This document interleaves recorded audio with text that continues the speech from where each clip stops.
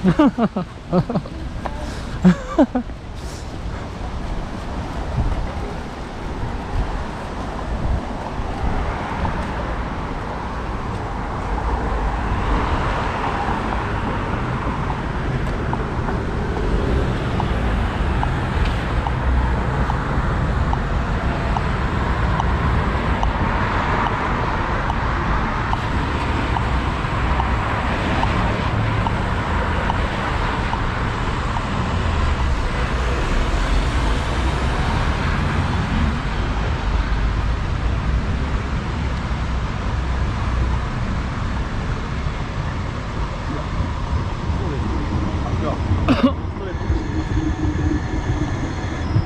い我慢せえ。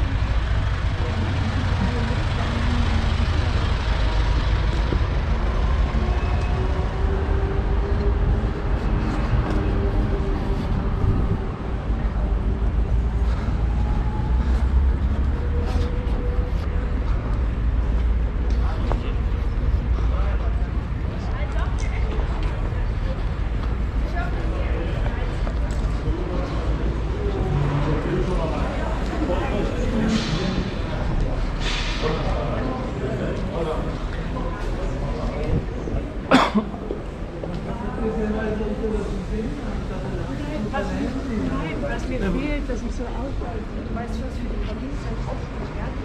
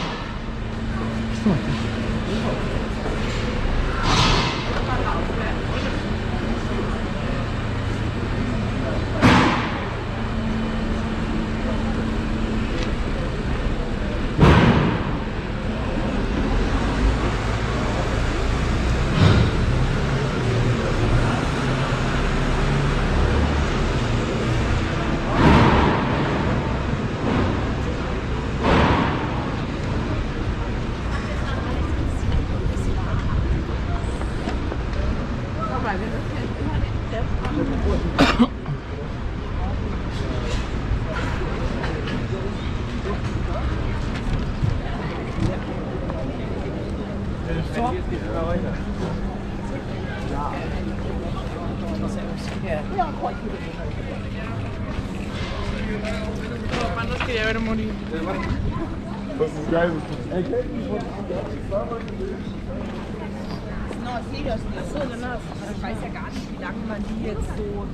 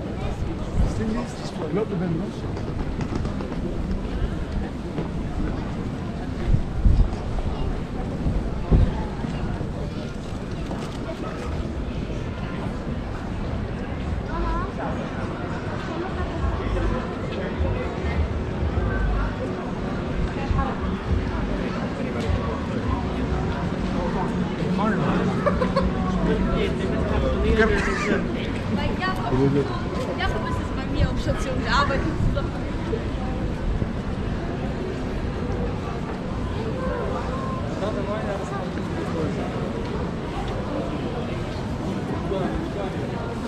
Ja.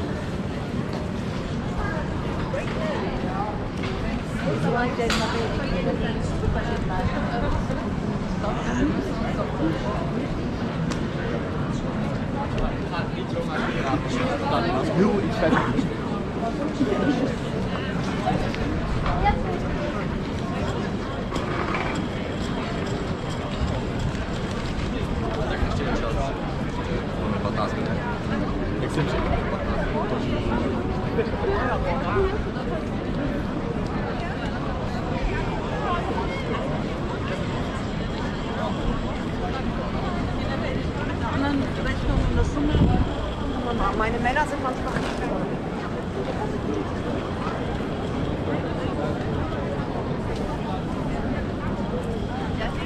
Ja, aber ich glaube, er ist noch gar nicht dafür.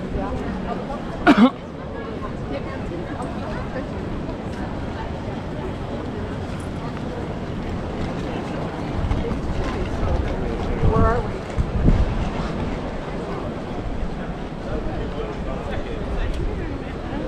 Das hat nichts mit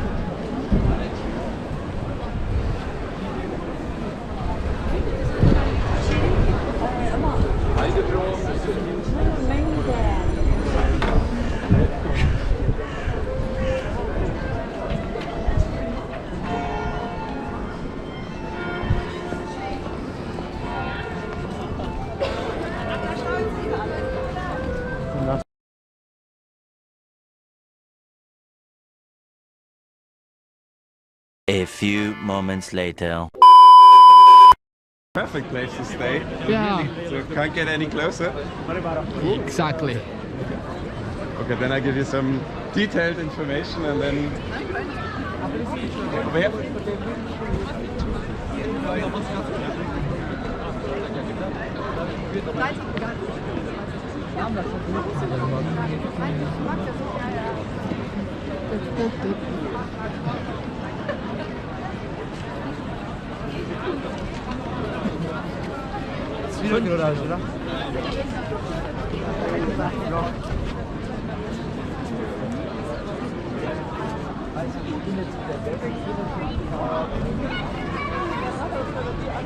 Good. So okay, over here.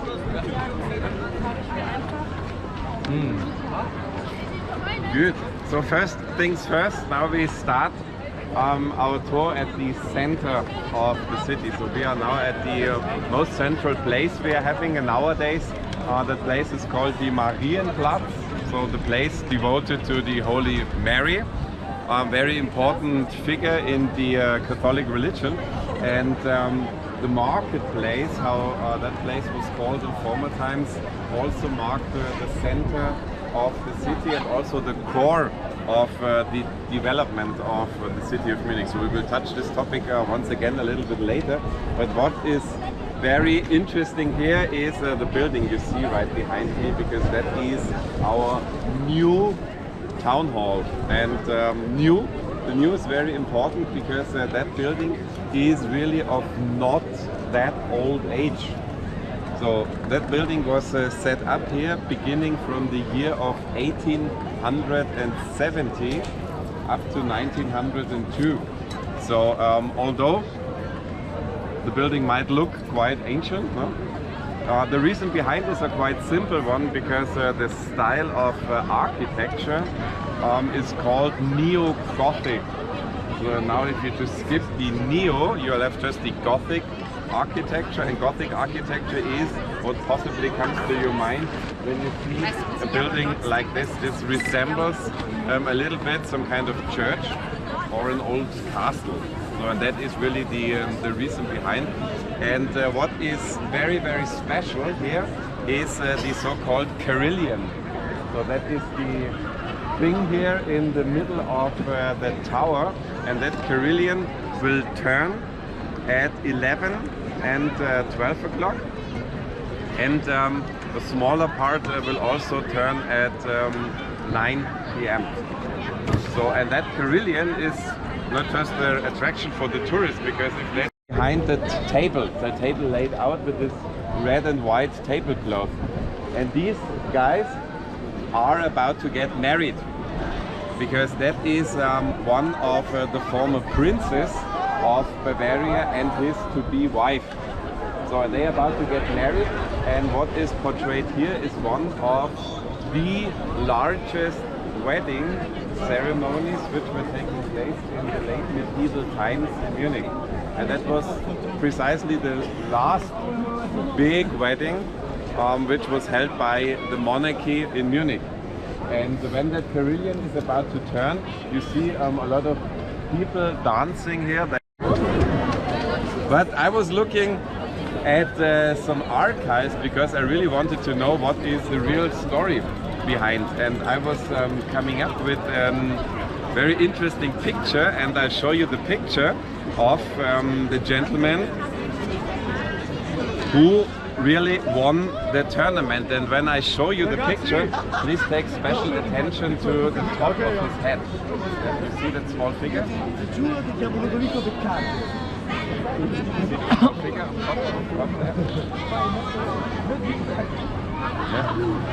See the small figure? What is so, that? and that is the real picture drawn by some artisan when Mr. Casper was going to compete at the tournament here, which was held due to the wedding of the prince and the princess. So, and this Casper here, he was secretly in love with a damsel of the court of the ruling prince here. Hofdame. Hofdame, yeah. A lady at the court. And without Google, without internet, without Facebook, Instagram, whatever, he was able to find out which dress his beloved lady would be wearing during the tournament. And now he said, I'm gonna set up a small puppet here having the same dress as his wonderful lady. And he was mounting, really, and this is not just a painting here, this is real historic fact, he was mounting that puppet on top of his helmet when he was entering the tournament. So, and, well, I'm pretty sure that all of you guys are very fond to see the lady. And there's also, of course, a picture of that lady, and I'll show it in a second. This is beautiful Anna. Oh. Beautiful in quotation marks for our nowadays standards. No? Beautiful Anna. Beautiful At Anna. that time she was very beautiful, at least. And Anna was there, was present at the tournament. The tournament was about to start, and this is real historic fact, so not a story I'm telling. Casper really won the tournament. He won the tournament, and after he has done so, you have always this one guy who is complaining about everything. And one guy said Casper cheated. He cheated by fixing himself with some screws to the saddle of his horse so that he cannot be unhorsed with the lance during the tournament. Well, Casper now did something which was not very clever, if you ask me, because that tournament was taking place right here, at the marketplace, where we are now standing. In former times, the tournament was taking place, and the tournament, the area where these knights were competing against each other, they had two really large wooden gates closing that marketplace. And Casper now said, okay, I will be attacking one of these gates with my horse, so that you can see that I was not fixed with screws on my saddle. And now you can imagine what was happening. The knight was hitting with his lance the wooden gate, and now he was really pushed downwards, falling down from the horse, crashing to the ground, and he was quite severely wounded in this process. But now he has proven to all the public around here that he did not cheat. So, and now he could propose marriage to beautiful Anna, and really also historic fact, these two people got married. They really got married, and they were now later on living in the castle of Casper's family, which is a little bit north of the city of Munich. So you have a Carillion here, which is a big attraction for the tourists, but the reason behind is there is really some nice story, and I'm pretty sure nobody knows, not nobody, except Marian, nobody knows all around here. Good, so with this I think we can move on a little bit, and we walk this way, and our next stop will be at the landmark of Munich. So let's go. Let's go.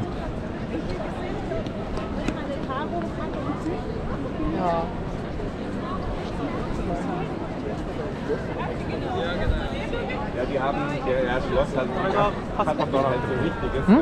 Das war, die hatten so einen kleinen Landadelsitz, und das Gebäude, ich habe es tatsächlich mal recherchiert, weiß nicht, nicht mehr genau, ob das noch steht. Es gab mal im 19. Jahrhundert gab es noch mal einen Menschen, der da gewohnt hat, aber das war nicht mehr direkt auf dem alten Pfarrhöfe. Das ist im Bayerischen Wald, also im Bayerischen heute jetzt so gegen Bayerischer Wald gelegen. Wo der herkam, mit.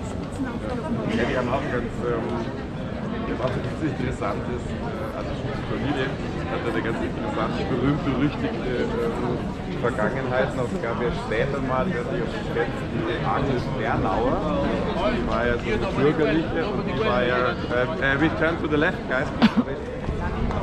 Das war eine bürgerliche, die ja damals mit dem bayerischen Herzog sozusagen verwandt war, weil sie sich ja furchtbar ineinander verliebt haben. Und die Agnes Bernauer, die wurde ja dann von dem Vater von dem zukünftigen Herzog als Hexe quasi angeklagt, weil der mit einer bürgerlichen Beziehung verheiratet wurde und dann quasi ermordet.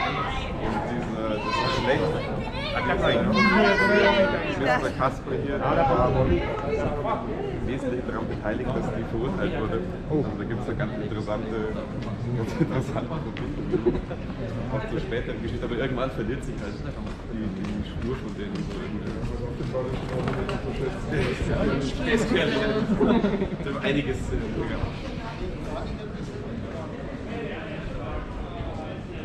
We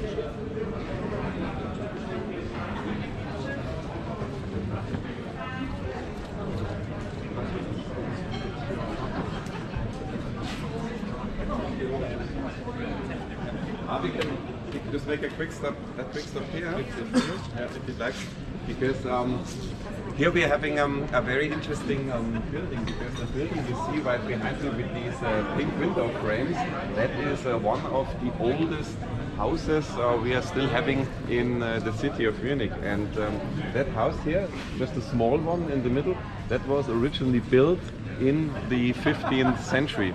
So in the beginning of the 15th century, and that was right from the beginning, actually that was some kind of tavern, a tavern where a wine was being served to the citizens.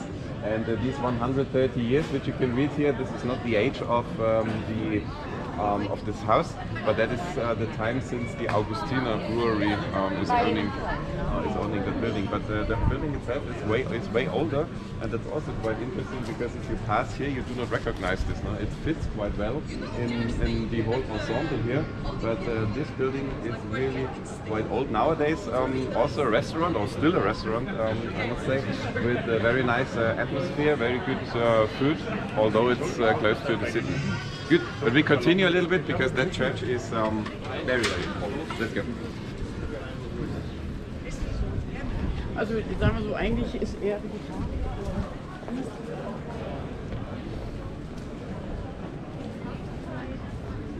So, Also 15. Jahrhundert, das war also ungefähr so 1450, 1445, 1450 wurde es gebaut, etwa. The question was 1440, 1450 it was built. I see. Die bayerischen Brauereien gehören auch alle nicht mehr hier den Lokalen, oder? Ja, außer Belgisch, Niederländisch, sonst irgendwas. Genau, außer tatsächlich auch das Winery. Das ist noch die einzige, die noch übrig ist, weil die gehört der Edith Wagner Haberland Stiftung. Und die Stiftung hat als obersten Zweck, dass Augustinerbrötchen verkauft werden darf. Augustiner. Aber alle anderen tatsächlich sind mittlerweile InBev, also sprich Anhäuser-Busch, InBev oder Heineken. Das ist schlimmer. Gut, okay.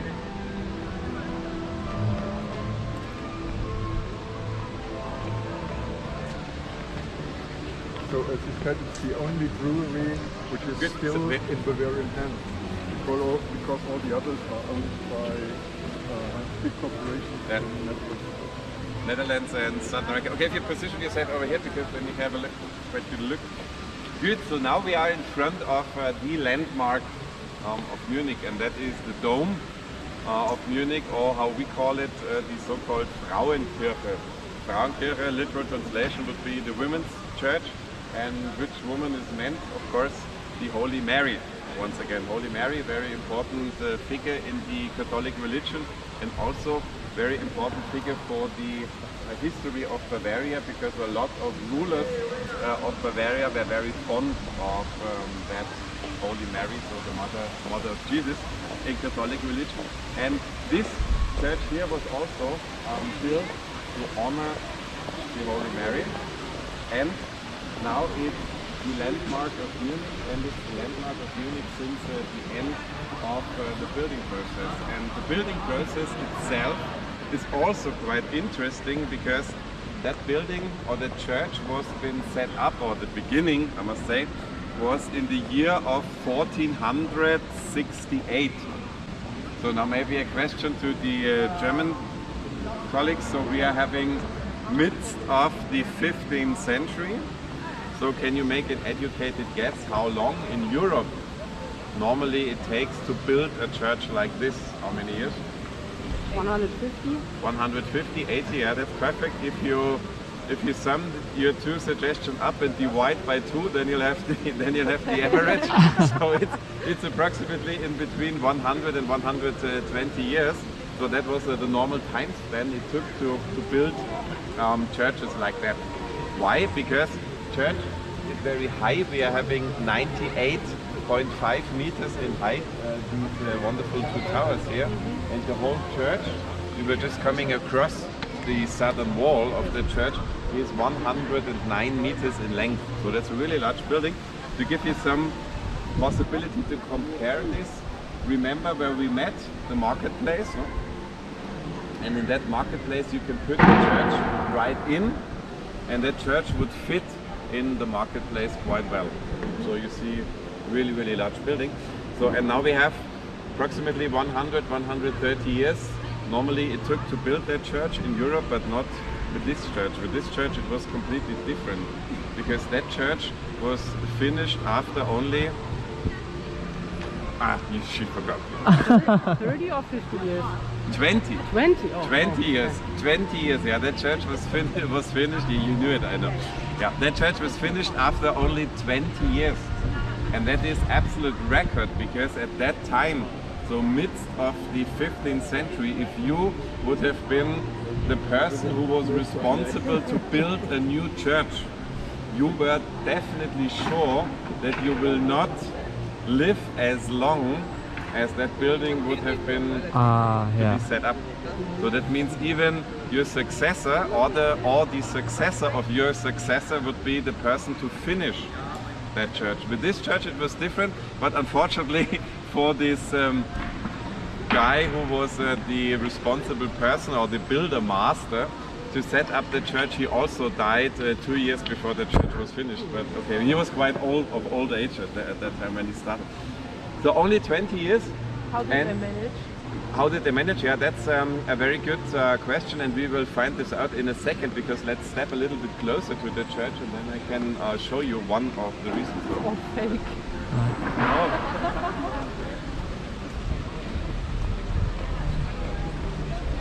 Vermutlich Billigbauweise.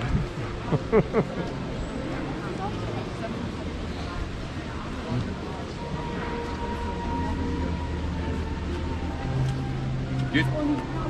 So as we are a little bit closer now, you can perfectly see that that church is made out of bricks. And one interesting fun fact: the more black the brick is, the older it is. So that means we are having all around the church here a lot of bricks still hailing from the 15th century. Oh.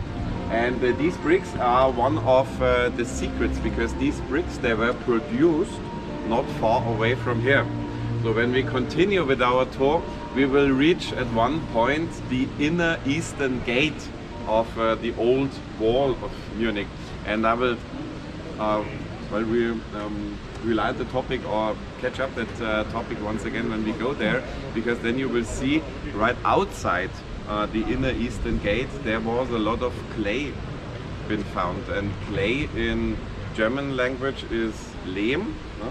And we have one part of Munich city, maybe the German colleagues know, that is called Berg am Leim. No, that's an area of the city by the name of Berg am Leim, and this Leim in Bavarian language means Lorm, and Lorm means Lehm, clay. So, and that is the area where that clay was been found, and that is approximately, so this production site for these bricks here was about 1 kilometer away.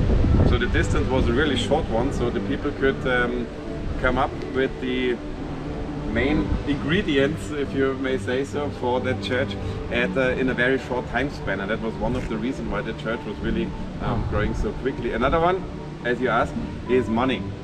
No? And at that time the ruling duke made a very clever move, because he was the ruler of Bavaria, and as you know, these dukes, as it is with a lot of kings and rulers in medieval times, they are very short on money, because they need to spend a lot for their castles, a lot for their armies.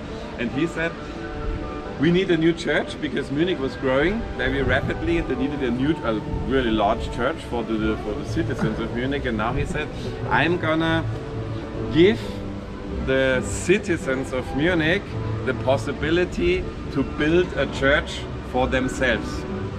So now the citizens of Munich said, yeah, okay, now we get the chance to build a church by ourselves, and they were collecting at a very rapid time span a lot of money. to set up the church. No? Quite easy.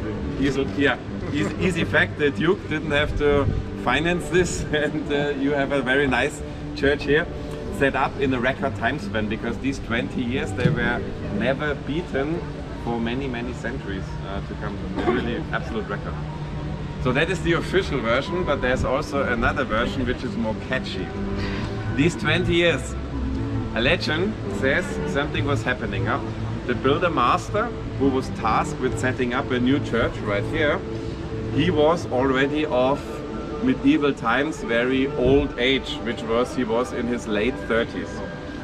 And he knew, okay, I will not live that long anymore, but now I'm tasked to set up a new church. And maybe you know this also in your company. So if the boss is giving you order to do something, next minute he's coming and asking you, when is it finished? Maybe likewise in your company. And now he was sitting here somewhere and was pondering.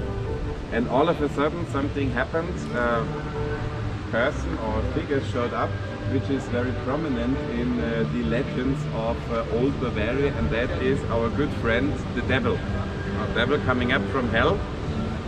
And now he said, well, my dear friend, I already heard that you have been tasked to set up a new church here, and as you are quite old, I'm pretty sure that you will not ever manage it. But I'm never your friend, I'm always there to help. I will gather all my demons from hell and they will help you setting up the church in a very short time span. Fairy tale story. Yeah. So, and the builder master here already knew, okay, if you barter with the devil, you have to be very careful. And he said, okay, what do you want from me? What do you want from me in order to seal that deal? And the devil said, well, that's quite easy. We want to be very quick, and you just skip all the windows. We do not build any windows in that church, and then we will be finished in some whatever months. Reason behind was a quite clever one, because the devil thought to himself, if the church, really large building, is without a single window inside, it would be dark and very gloomy, and nobody from Munich citizens would go to the church. They would just rather stay outside and drink a lot of alcohol and commit many sins, and so they will not go to heaven after they have died, but they will go downstairs to hell, and the devil could really treat them well in hell. So, okay, the builder master was one of the best architects we were having at that time, and he said, okay, this is a deal, we'll do it. No? Devil said, okay, yeah, well, fine. Was going down back to hell, gathering all his demons, was coming up here, and the demons were really starting to build the church. So now you need to know, the devil cannot enter churches after they have been consecrated. So that means a priest is coming there and having some holy water and some speeches and whatever, and after that is done, the devil cannot enter the church. But the devil was also very clever. He said, I'm going to visit on a regular basis and check if everything is going quite well as we have arranged it. So, and when he was arriving here in front of the former or to be western portal, so that's the main entrance of the church, he was coming here somewhere and said, okay, my dear friend, I want to check once more if everything is fulfilled as we have arranged it. And the builder master said, yeah, that's fine, go inside and check for yourself, you will not see a single window. David was entering the church here, and after some meters he needed to stop because they have consecrated the church already up to that point where the devil was standing. So now he was looking inside the church, and then he said, well, this was a very good deal I made because we do not see a single window. And he was that happy, legend said, that he was stomping with his right foot on the floor, and you can still see the imprint of the devil's footstep inside the church. You will have a look at it later on. I'll show you. So now devil was very happy. He was leaving church. He was gathering up all his demons and said, now we made a very good task here. Project is fulfilled. and no single window in the church, and now you can go back to hell and wait for all the Bavarians to come downstairs. Huh? So, but one of his demons said, well, boss, well, I think you are the one who's got tricked, because we are having really large windows in that church. Just take a look around. So devil was walking around the church, and all of a sudden he saw that he was really a bit tricked, because you will see really large windows in the church, giving a very, very interesting atmosphere inside the church. And now the devil was really becoming this angry that he was going back to hell immediately, but he forgot something right here, and that is his storm horse, because normally he was riding on a storm horse, and that storm horse you can from time to time see or experience here already. You feel it? There it is. That's already passing. Storm horse is passing somewhere, because this is really an area of the city of Munich where you have always some kind of wind. Now, as I tell it, it's coming. Storm horse is passing here because legend says storm horse is circling around the dome to find its master. Good. So, but now I think we are ready to go inside, and if we go inside, I'll tell you where the footstep is, and you can already check if your shoe size is fitting somehow. We'll see. And if you stand there where the devil was standing, and you look inside the church, you will definitely not see a single window. So I will tell you later, or you will see it by yourself, what the reason behind is. You will see one window, to be frank, and that is the window directly opposite. But in former times there was a large picture covering the altar of the church, and in medieval times when the church was finished, that window was not to be seen. Good, so let's go inside and check. Is there any reason behind like why the architect is, you know, like really high in the, you know, like before the gate? This? Yeah. I'll tell you inside, because this is also mimicked inside the church. I'll tell you. A good question. Yeah. I see. There's a reason. There's a reason behind it. Okay. Cool. Windows all around the church. Oh, this looks quite good. Good. Okay. Good. So let's go.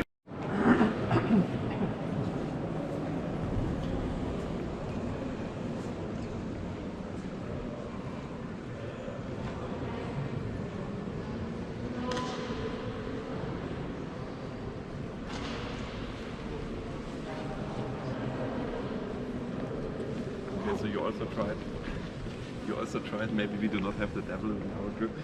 Okay, so now we are inside, and now you can really experience the atmosphere of that church, and this is a really, really large building. You will already see it inside.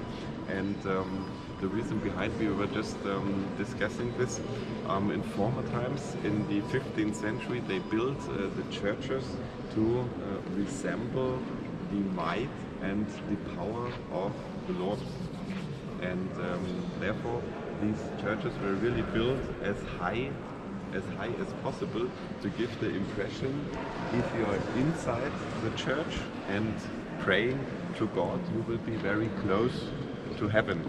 And even these large portals where you enter the church, they are also built like some kind of cave.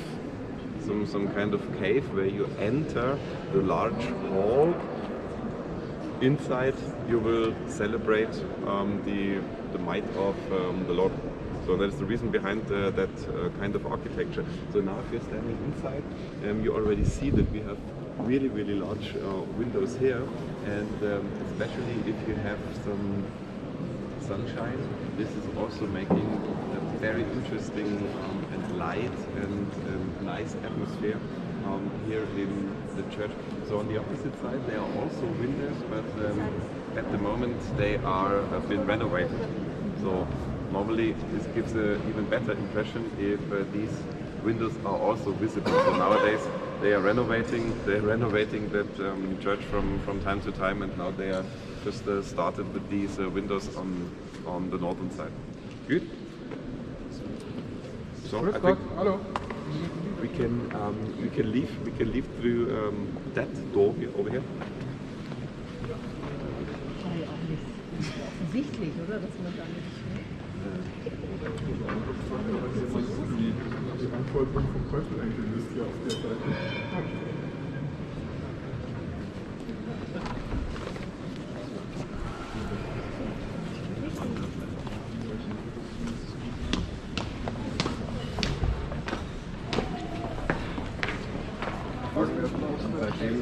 Seitdem offiziell hier genau. In irgendeinem Bezirk und da war der Bischof angesiedelt, oder? Ja, genau, richtig. Genau. Und das heißt jetzt München Freising. Und ich hab schon was. Michael, die Türme sind ja unterschiedlich groß, gell? Ja, das denkt man immer, gell, dass Die Kirche. man nachgemessen, das stimmt gar nicht. Urban Legend. Also die sind schon unterschiedlich, gehen wir hier durch, die sind schon unterschiedlich hoch, aber halt ein paar Zentimeter, das hat ja immer. Ja, also diese 20, man hat irgendwann mal gesagt 20 Zentimeter, 21 Zentimeter, das ist ein rechter Schmarrn, das erzählen nur die Touristen immer. Das erzählen auch die Münchner. Aber gut, jetzt bin ich an. Wo ist der nächste? Freising. Also von hier ist dann Achso, der ist noch nicht beendet worden.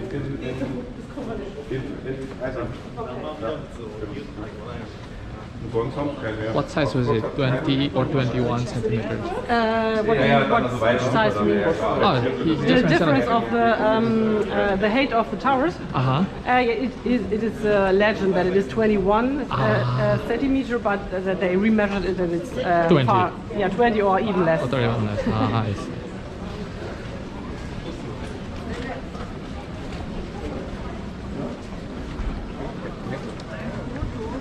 Da waren wir doch auch schon, oder? Hier? Eingekauft. Ja, wir sind doch vorher so dran. Ach so, okay, ja, genau, da dran ist davon, genau, da. Beim Landesfilmpreis. Nee, wir waren nicht. Und wir waren in Bozen auch beim Like, is there a special event, like which month, which season that here especially like they, you know, like organize some event or Today? nothing? No. No, I mean like especially like in October, for example, or in November or in other months. Is there any event? Yeah, in Christmas time, December, there is a Christmas market, and that's very recommendable. We just stay here. It's Christmas market, beginning of December. That's very recommendable. We have all nice possibilities to enjoy the pre-Christmas time. Good. So here we are at a very interesting spot because now maybe the German colleagues can assist, but we will practice some German reading skills because we would like to read the name of this street here. We will just continue our tour on that street and we want to read the name of that street, and maybe you guys can give it a try. It's visible up here. So the bottom plate shows you entrance around the corner. No, that's the wrong one. I'm referring to that over the plate on top. Can somebody read it? Otherwise the colleagues can assist. Theatinerstraße. Very good, very good. So that is the Theatinerstraße. So this means we will continue with our tour on the Theatinerstraße. But the street we just came has a completely different name. No? You don't believe it? Come up, over here. Give it a look.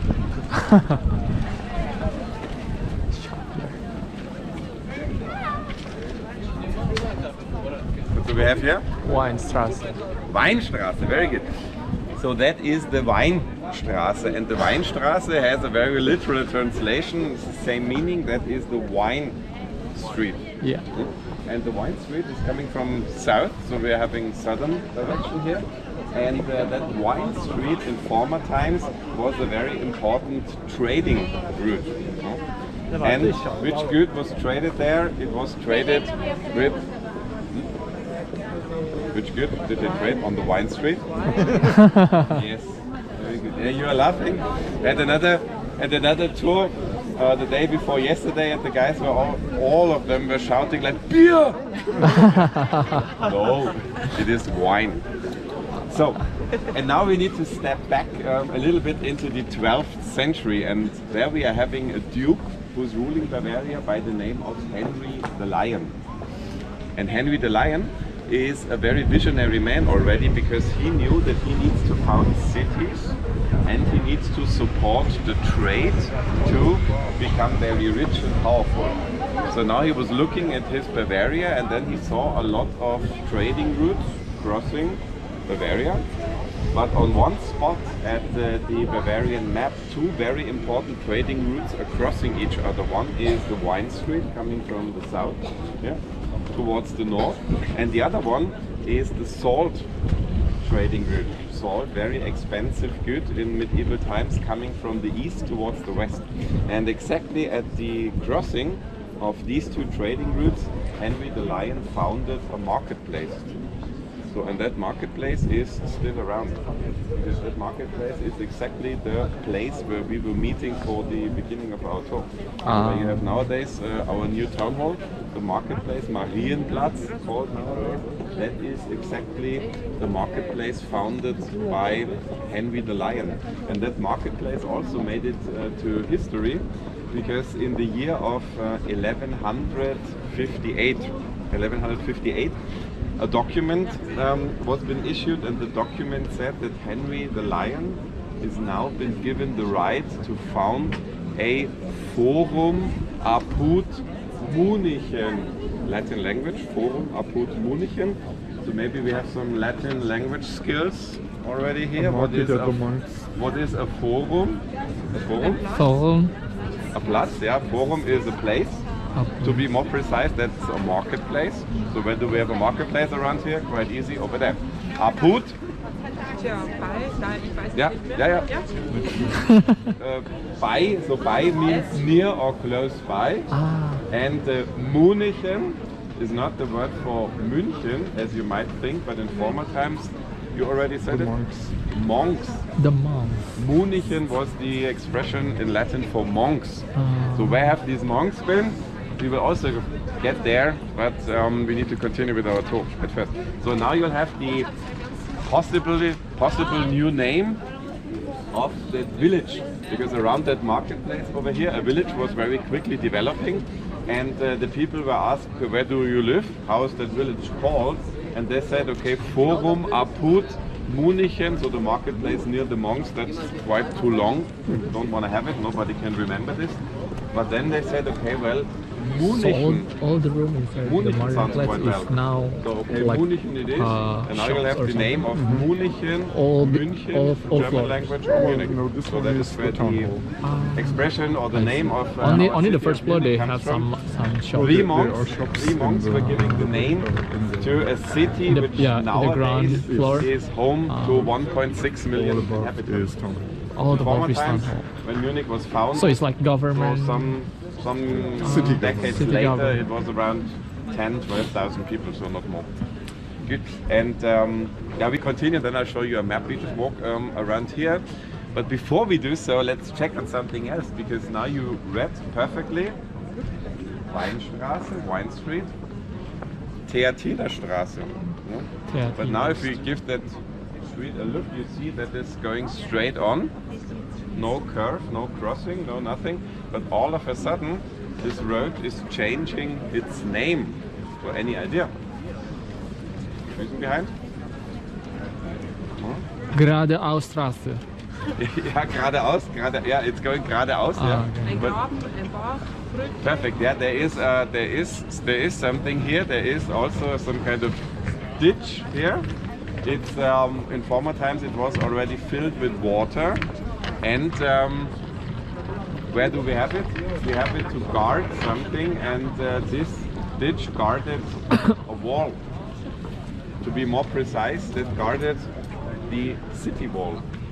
Because here, exactly where you see that that building here, that in former times was the inner city wall. Coming from there, passing through northern gate, one of the northern gates of Munich, was located right here, and so Munich ends right here.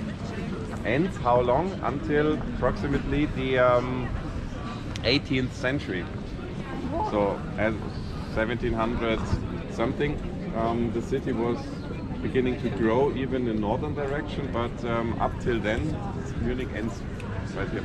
And so this means we continue now with our tour. We walk along the former northern wall, because the northern wall is going straight on in this direction, and that's exactly where we will be going now. Go. Okay, let's go. Los geht. Sorry? Los geht. Ja.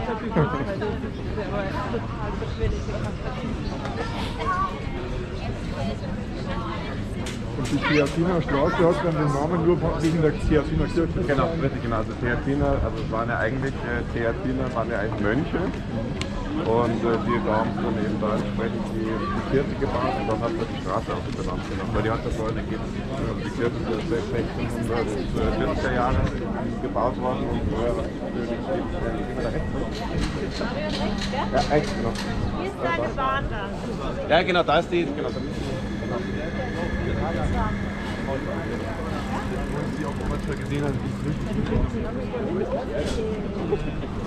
What are they building now here for construction? Sorry, what did you mean? Here. This is construction for the S-Bahn, so the train. I see. We get a second train around Munich. I see. As zweite Stammstrecke, you can read somewhere, and this is the construction for it. Okay. There's also a visitor So this is center like on the other- second. What is it like? Second place. we have beside Munich, and around there is a, you have a, yeah, not around, but you have a straight through the middle. You have a train, Yes. and you only have one path. Oh, I don't know. Yeah. One gate for one train, and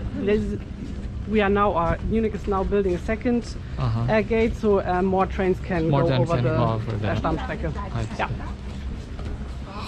And on the other side of this construction, you have a visitor center, so you can look. This is a little bit higher. You can look inside the construction. Ah, yeah. I see. But when you expect it will be finished? Oh, it is somewhere written. I think it's in 35. Oh, 30 is still far. Oh, is this just started recently? No, I think it starts already 10 years, 5 years ago. I don't know. Oh, it's really nice.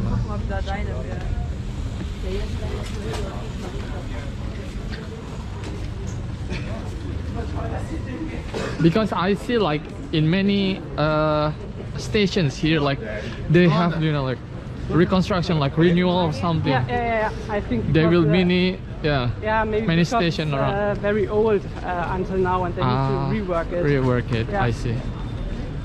Makes sense.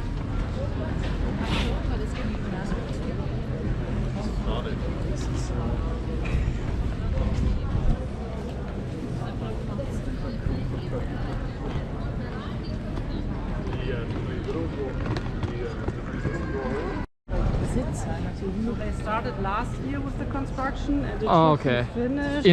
In many places. Yes. Especially this one. Yeah, exactly.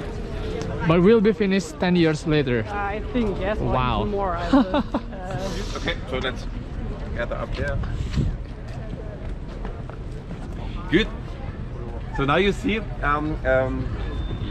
very interesting and very large building, because right behind me you see the residence, and the residence is the home, if you may say so, the palace of the kings of Bavaria. So Bavaria became a kingdom in the year of 1800 and stayed kingdom until the year of 1918, and for even a longer period that residence was a home of the rulers of Bavaria, and that is a really large building, because in the whole of Europe this is the largest palace you will find in a city.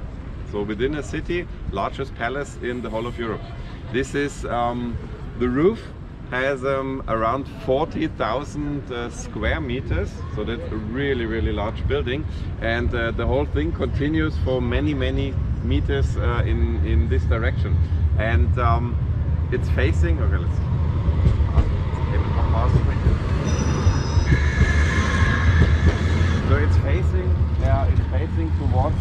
so-called Max Josef's Platz, Max Josef's place. And the gentleman you see here sitting on the throne, that is Max Joseph, and he was the first king. He was the first king of Bavaria, and therefore the people honor him with this statue. So behind this statue there's also a quite interesting episode, because when Max Joseph was about to be honored with the statue, they were asking him and said, okay, we would like to produce a statue. What statue would you like? And he said, yeah, I want to sit on horseback. I want to sit on horseback, galloping to victory. So and now they were having a problem, because the handy workers at that time, they were not able to produce a statue with these Curve. legs of a horse. So this was too light-weighted for them, and if they tried for several times, but the horse was always falling down. And now they said, okay, we are not capable of doing this, our skills are not enough. And now they said, okay, we do something else, we're gonna sit our good king on his throne, sitting there and overlooking the citizens. So that statue was ready, was made, was presented to Max Joseph, and he said, this is so disgusting, I don't like it. Put it away. After he has died, they were digging up the statue once again from the cellar, bringing it up and mounting it here, and a lot of people were joining, because Max was very well, or was really loved by his people, you must say. And now he's sitting here on his throne overlooking his place, no? Max Josef's place. And you see his hand is raised like this, no? And now the citizens of Munich, they also have a joke here, and they say he's ordering 3 beers from the Spatenhaus, because the Spatenhaus is a very old traditional beer restaurant. So right behind, on your right hand side, there is the opera, and the opera is also an interesting building, because Max said, I want to have an opera. No? I want to have a theater. At that time it was called, and he was setting up that theater, but in former times there was already something here, so there was not empty space, there was something here. And what was here was a monastery. It was a monastery with monks living inside, and Maximilian said, these monks, they'll have to go, because I need to tear down their monastery and I want to set up my theater. So now the people said, if you kick monks out, no? If you demolish their monastery and build up something new, this cannot go very well. So, and what really was happening, opera was finished. They were starting with showing some operas there, and right at the beginning of the history of that building was going aflame, and it was about to be burned down. So, and now the people were becoming very hectic, because they said, okay, our new opera, no, we need to extinguish the fire somehow, but unfortunately it was a very cold winter, and all the water was frozen, and they said, okay, we're gonna do something very clever, because we're gonna bring some beer in barrels from the Hofbräuhaus. The Hofbräuhaus is not far away from here, famous brewery in Munich at that time, and they were trying to extinguish the fire with the beer, but unfortunately they did also not succeed, and the whole opera was burning down completely. And now the people said, there, you know what happens if you demolish a monastery. And then they were rebuilding that opera, and up till now it's staying as it is. I see. Good. So we continue here and sneak through some secret alleys, because our next stop will be at the castle of Munich. That is the palace, but we also had a castle. All right.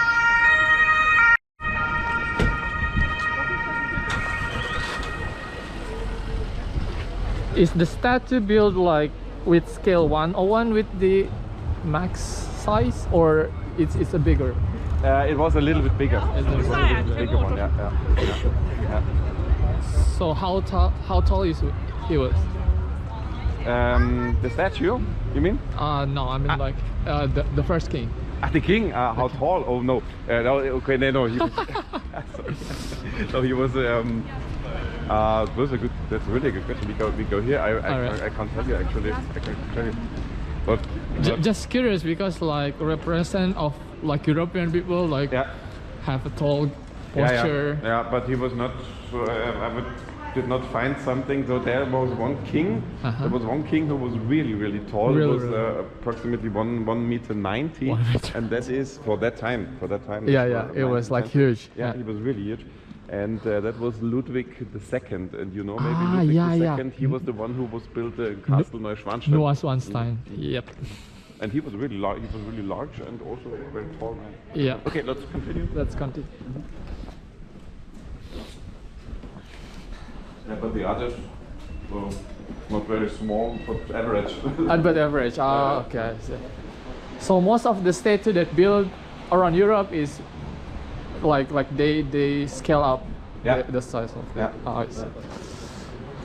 Now since like the building they build like the high building, so I thought like in the past the height of average people in Bavarian was like they were smaller. They were really smaller. You see this if you really visit some old houses. In Munich there are also some hailing from medieval times, and there are the ceilings are very low, and even the doors are very small. Yeah. So they were really approximately so 1 meter 60, something like that. Oh. And that's quite obvious. That's really obvious. I see. They grow up. Yeah. In the future. Evolution.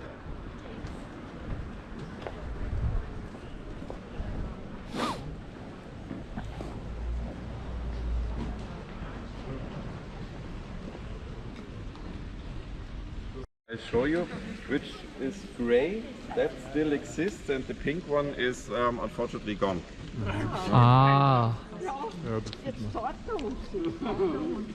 You see the gray part is still there, but the pink one, or unfortunately it's gone. Yeah, it's demolished. Gone. It's gone due to some happenings. So first of all, the whole castle here was home to the rulers of Bavaria for more than 350 years.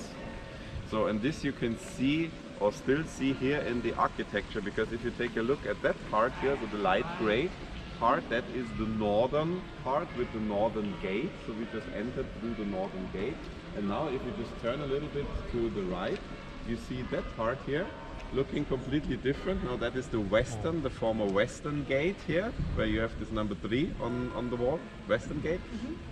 Next to that building, it's a completely different one with painted window frames. They're looking completely different as the rest of the castle. Okay. Right beside on the left, once again, there's a real sturdy, heavy part with iron bars guarding the windows. So this really looks like an old castle, so definitely.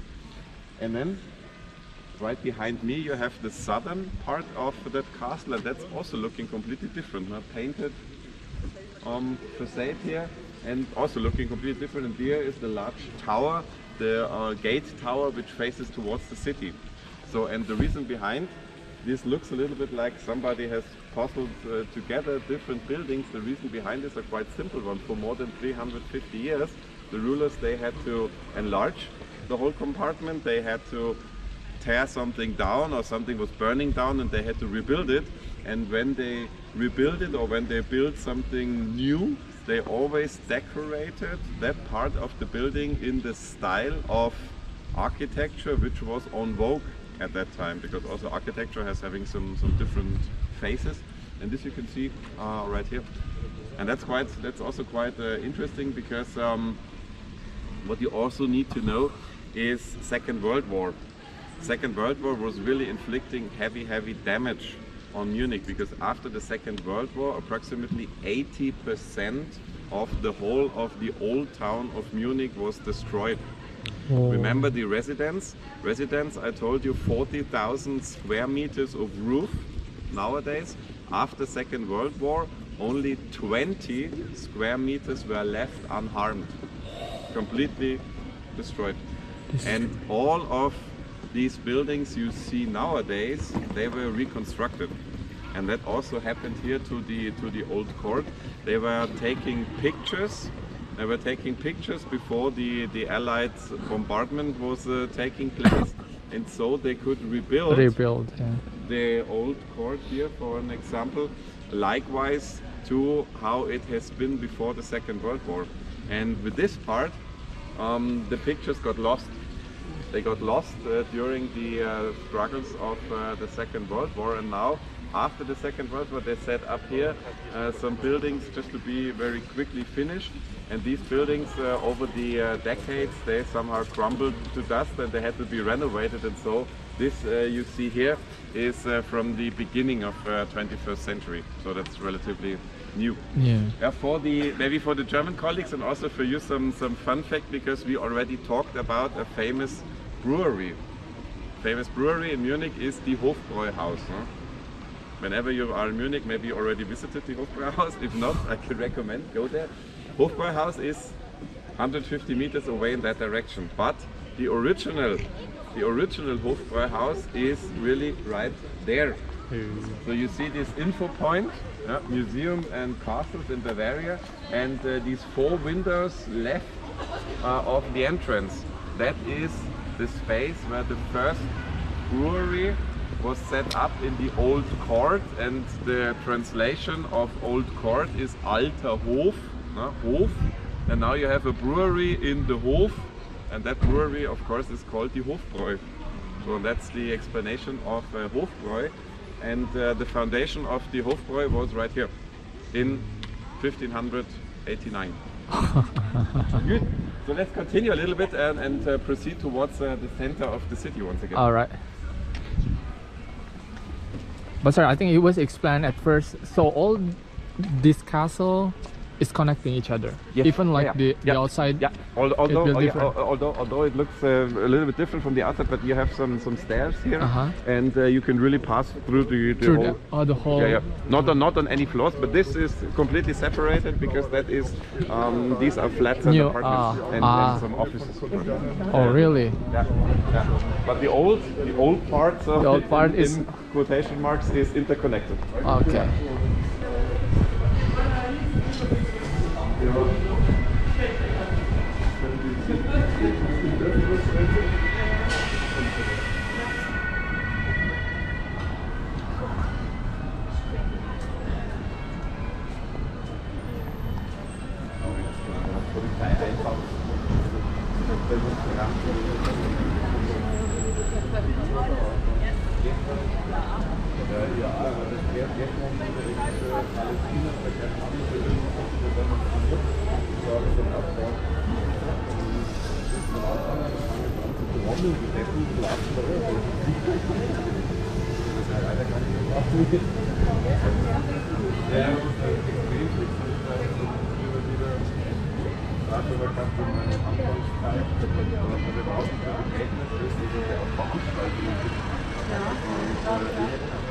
Da gab es schon so einige Tage, wo du denkst, ja, so viele Anbieter und da herkommen und lieber an diesem Samstag in die Führung machen willst und dann ab dem 2. Jahr weißt du es, weil da ist nämlich so ein bestimmtes Typ, der weiß es nach so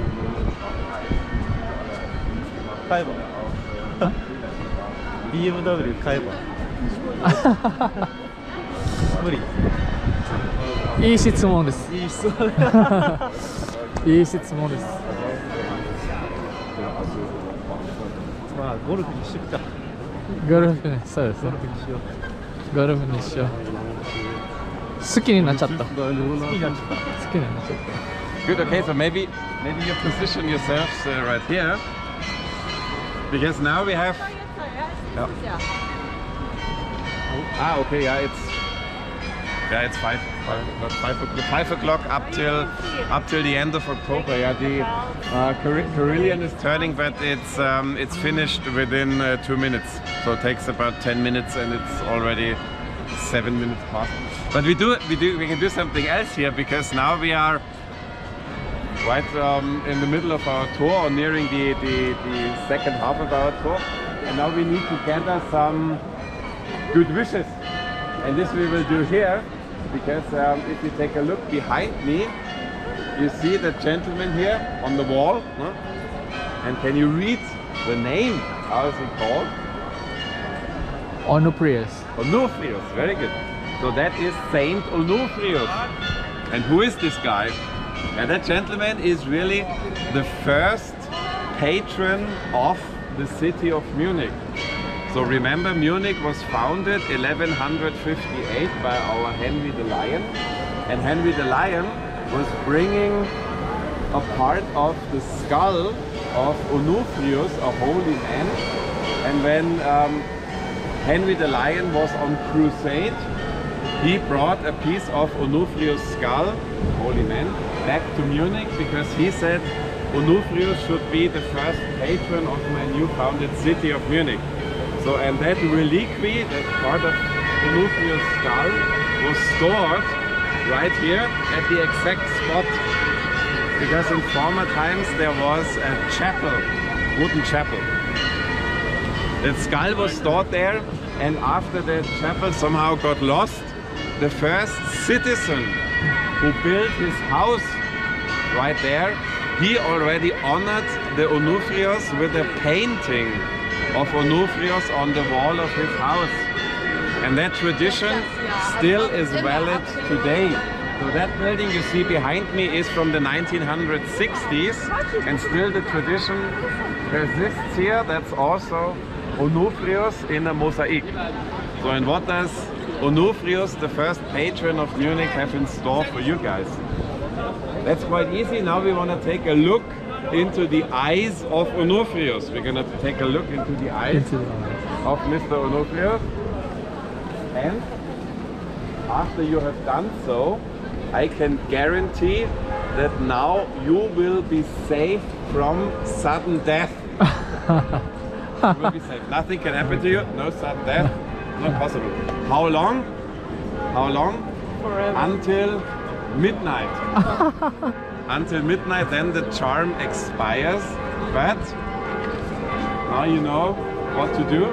Now you can, to the colleagues from Germany, easy task, but for you guys, now you have a perfect reason to come back here to Munich on a regular basis to renew that charm. Good. So with this, let's continue a little bit this direction.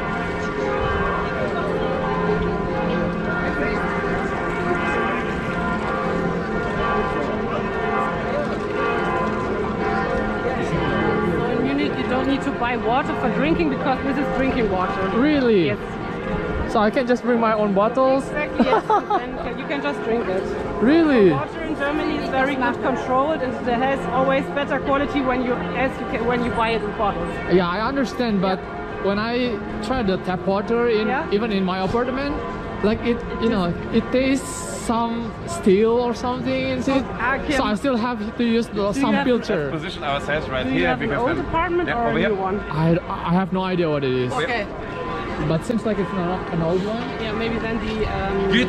So now it's the perfect spot here to take a look at the development of the city of Munich, because after Henry the Lion founded the city of Munich, I'll show you around, but just give you some general information.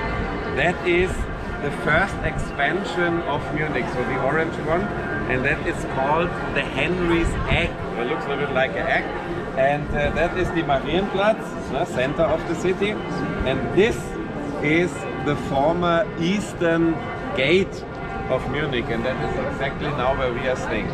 So take a look at it, eastern gate, Munich, and just also take a look at Munich a little bit later on. Just to give an impression, Munich like this. Yeah, we are here, that is the eastern gate, yes, perfect, eastern gate here, that's where we are standing now. Munich, first expansion, inner wall of Munich, right here.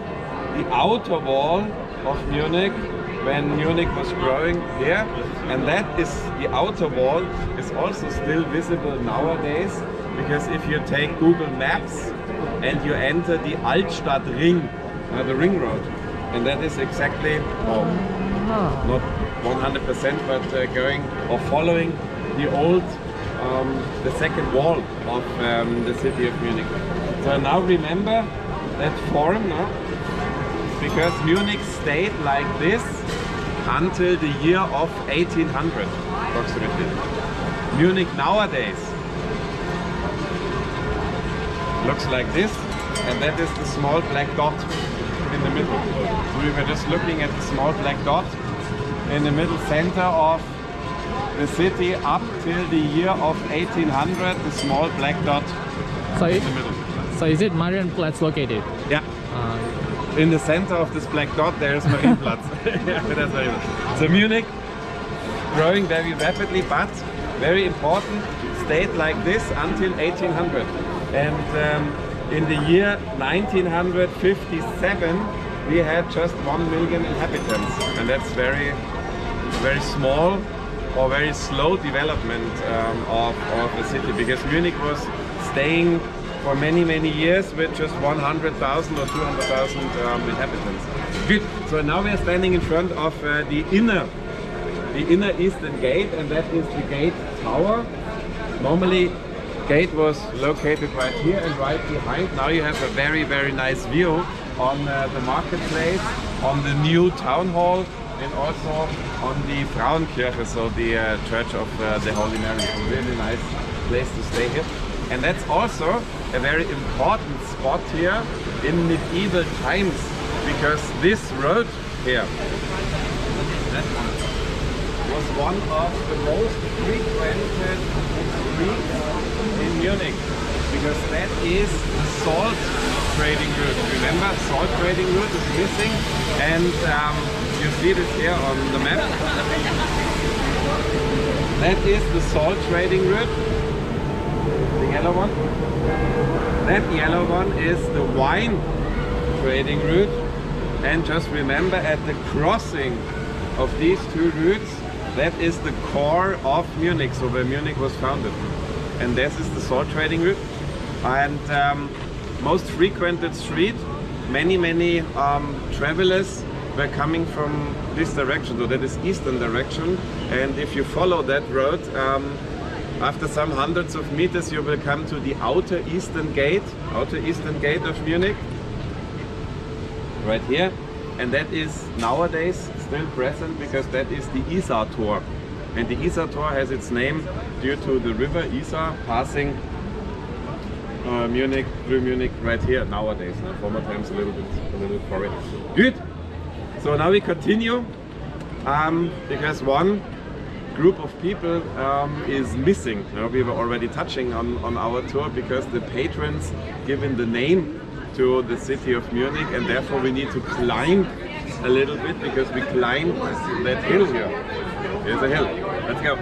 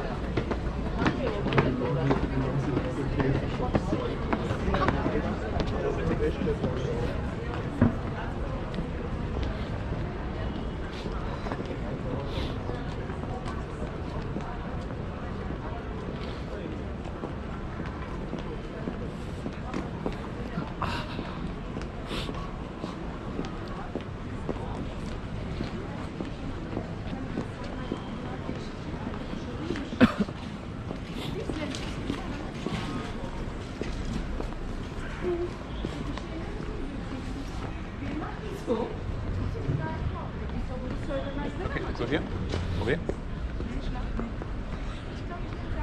Good. So now you have successfully climbed the highest elevation in Munich's Old Town. No? Really? No joke? That is the highest elevation, because now you are standing on top of St. Peter's Hill. No? St. Peter's Hill. And St. Peter's Hill was also the location of the first graveyard of Munich. So we are really having some old bones here below us. In a depth of 2 to 3 meters, if you would be digging here, you will definitely dig up some old bones, because that graveyard really was in use until also the year of 1800. No? In 1800 or around the year of 1800, they removed the relatively fresh graves, no? Removed them to another location, but the older ones, they were just left here. And if you would be digging here, which is forbidden by the way, you will dig up some opal. And St. Peter's Hill is also crowned by the first church we were having in Munich, and that is St. Peter's Church, which you can see here. That church, the first version, if you may say so, of St. Peter's Church was of course way smaller, approximately half the size as it has today. But still there was a church here already since the beginning of the 13th century. And remember, Munich was founded 1158. First church made out of stone, located here in that area in the year of 1225. So we're having a gap of approximately 60 years. 60 years. But there was already a building here. Because in this area, in former times, there was supposed to be a wooden chapel. Chapel made out of wood. And in that chapel, 3 monks were living. And now we have these 3 monks, remember them, giving the name of Munichen to our wonderful city of Munich. And these monks were supposed to live here. Why? Because that was the highest elevation just around here. And now the monks said, when they were approaching, they said, okay, we're gonna make ourselves a home where at the highest possible spot in the vicinity, and that's right here on top of St. Peter's Hill. So that is also something. You have a marketplace just around the corner. You have a graveyard right here. And if you have these 2 things, and the church of course, that's also necessary, in medieval Europe, Germany, you cannot prevent a city from developing. So if you have a graveyard, if you have a marketplace, that's all you need, and then people come and the city develops. And that is what was happening to Munich for many, many centuries. Good.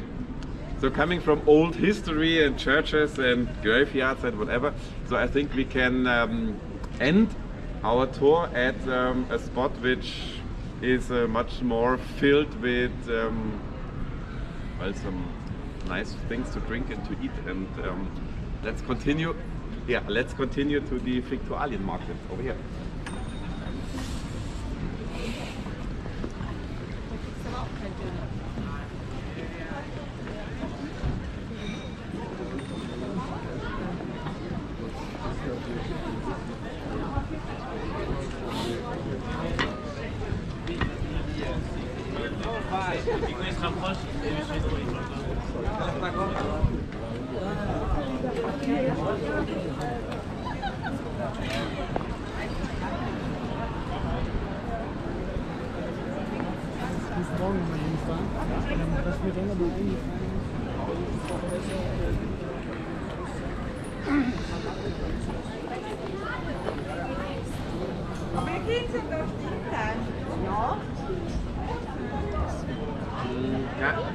Let's move a little bit. Ja,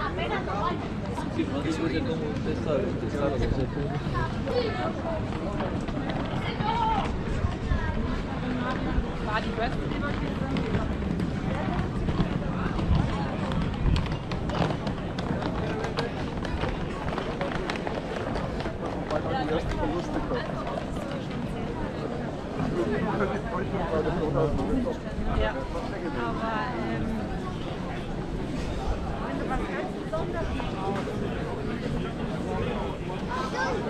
Good. So now we are at the center of the so-called Viktualien market. Explanation is quite easy. Viktualien is an old expression for food, and that's exactly what you can purchase here all around. So that is the largest open-air food market in the whole of Europe. You will not find a larger one, and you can purchase practically everything here connected with food. So be it fruit, be it meat, be it fish, whatever you can imagine is possible to purchase right here. And also very important maybe for you to know, this is not some kind of tourist attraction, but this is a real market. So this is open from Monday to Saturday, and even the Munich inhabitants are going there to purchase something to eat. Even my mother, with more than 80 years of age, is coming here on a regular basis to purchase some really nice fish for my father to eat in for dinner. So this really prices are compared with the quality of the food which you can purchase here, they are also quite good. So that's not very expensive, and it is not something just for the tourists. So that's really an old food market, and that food market was installed here in the year of 1800. And I already brought a painting with me from old times, and you will see this. I'll pass it around. So that is the church which is visible here. I just position myself over here, then just you look in that direction. And then you see that church is still visible here, and even the market already, but looking a little bit different than today. So that's also midst of the 19th century, so approximately 50, 60 years after that market was founded, it was looking like this. A little bit different than today. And here we also have a very special attraction, because that is a beer garden, of course. And that beer garden is also bringing a speciality, because normally in Bavaria a beer garden is owned by the brewery which is producing the beer. And here we're having something different, because that beer garden was founded for the Olympic Games. 1972 we had the Olympic Games in Munich, and now the city of Munich said we will be welcoming the whole world to Munich, and we also want to show them the tradition of a beer garden in the center of the city, and they were setting up the beer garden here.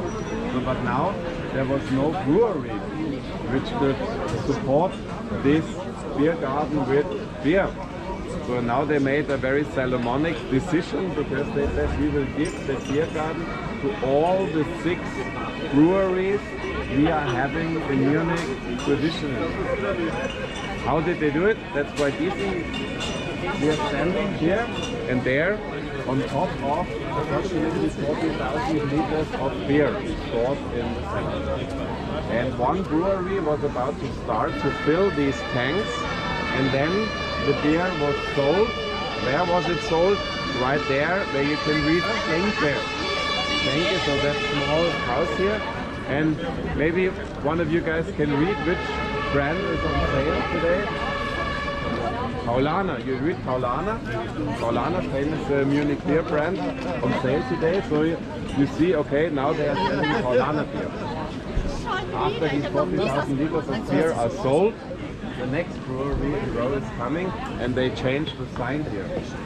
So this means for the Munich citizens, whenever you pass the Marienplatz, you take a look which beer is on sale, and if your favorite brand is on sale, you just make a deal to sit here in the beer garden and grab a fresh beer for your stay after work, or even for lunch. There's also a couple of people are going there, because this is something which is unique.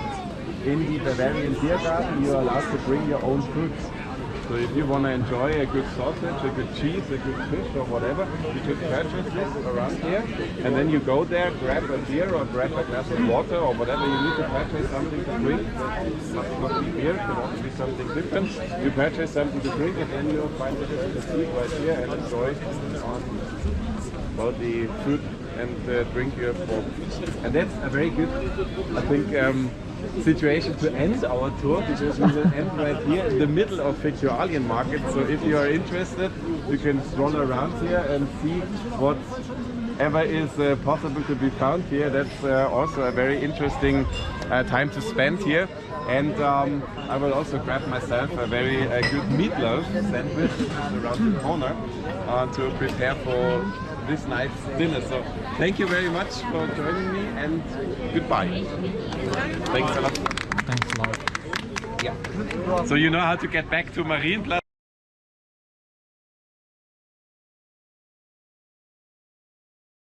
いつか君がふらっと現れて、僕はまた幸せで